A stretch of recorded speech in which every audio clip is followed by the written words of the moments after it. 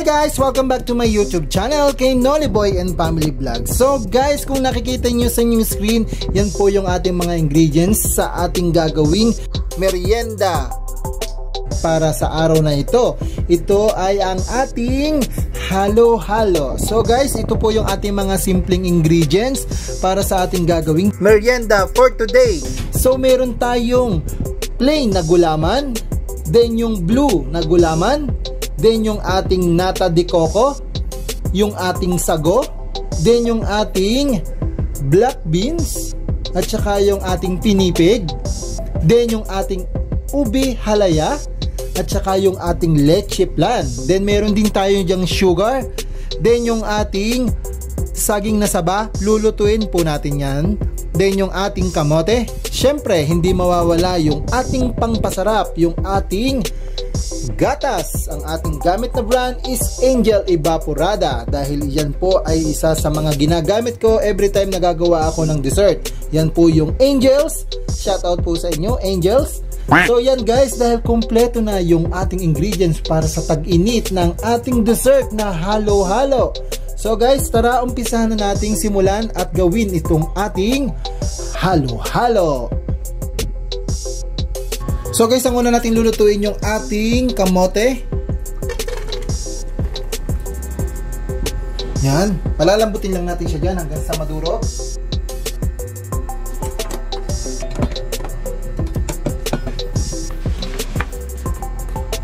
Then mamaya titimpla natin ito, lalagyan na natin ng sugar.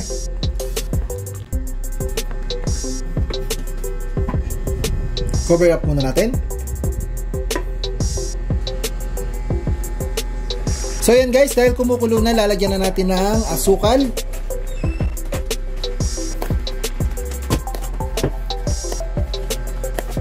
Yan, para timplado na yung ating gagawin na sangkap para sa ating halo-halo. Sa nga pala guys, hindi ko na ipinakita kanina yung yelo kasi baka matunaw, kasi mabilis lang matunaw po yun. Isa po yun sa ating pinaka-ingredients sa ating gagawing halo-halo. So hantayin lang natin tong lumambot ng todo para iset aside natin to. And next, ang gagawin natin yung ating banana. Then cover ulit natin.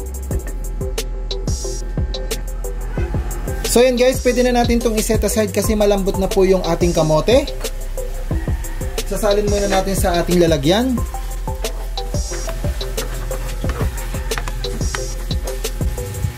Guys, ito na yung ating luto na kamote para sa ating halo-halo. Ang next naman natin guys, lulutuin yung ating saging na saba. Ayan. So, hintayin lang din natin siyang kumulo para lagyan din natin siya ng sugar.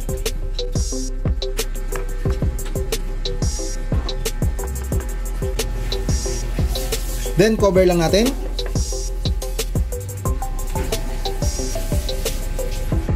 So guys, lalagyan na rin natin ng sugar yung ating saging na nilalaga.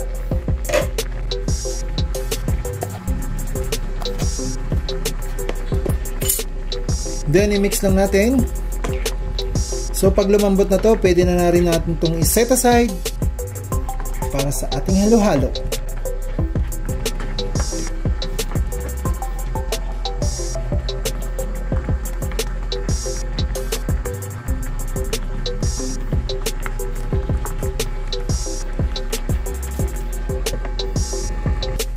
So guys, pwede na rin po natin i-set aside tong ating saging na saba dahil luto na po siya. So yan, kung napapansin niyo, medyo sticky na po siya. I-set aside na po natin to para makapag-prepare na tayo sa ating gagawing halo-halo.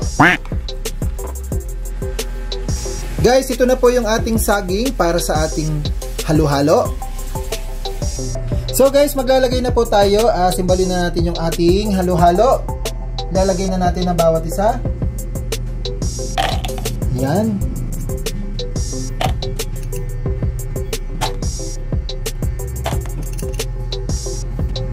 Ang una mo natin nilagay is yung ating black beans.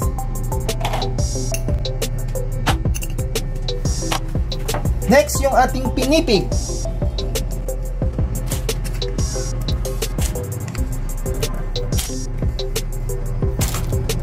Yan. Sunod yung ating sago.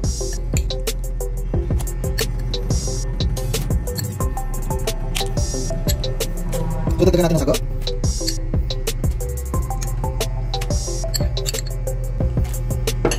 Next, yung ating nata de coco.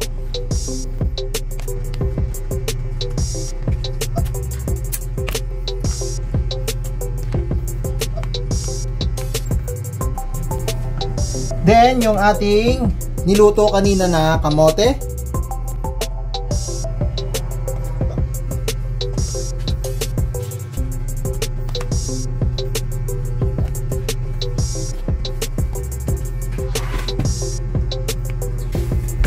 Sunod, yung ating saging.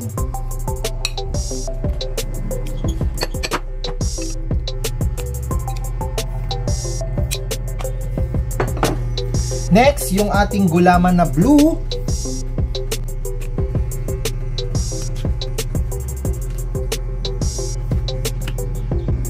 Then, yung ating plain na gulaman.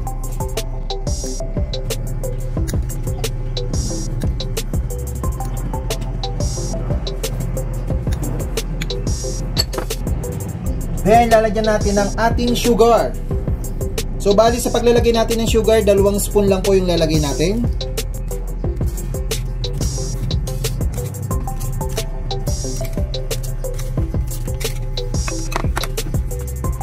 Then next, lalagyan na natin yung ating yelo.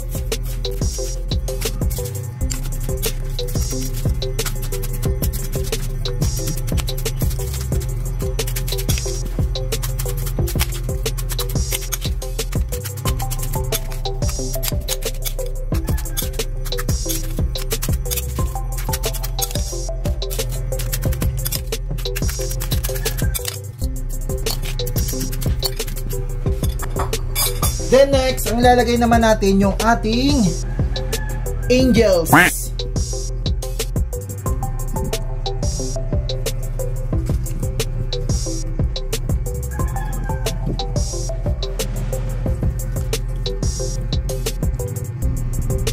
So next, lalagay na natin sa pinaka-toppings yung ating leche flan.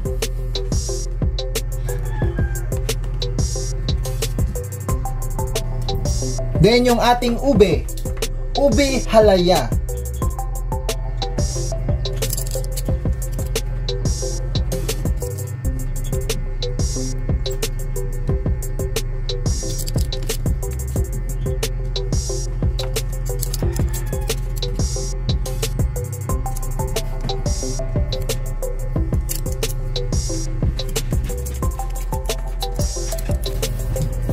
So yan guys, kumpleto na yung ating halo-halo for today.